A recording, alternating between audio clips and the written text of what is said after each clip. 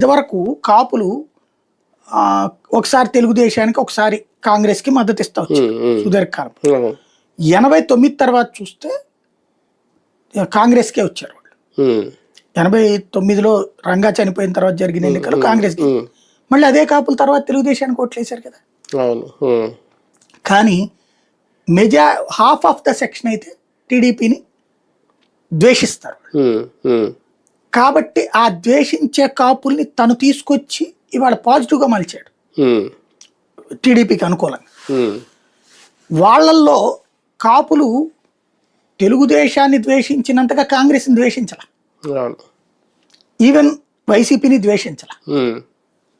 ఇప్పుడు వాళ్ళని ఈయన తన వైపుకి ఇవాళ వాళ్ళందరూ కూడా పవన్ కళ్యాణ్ తమ లీడర్గా యాక్సెప్ట్ చేస్తున్నారు. 80% ఆఫ్ ద కాపుస్, 80 to 90%.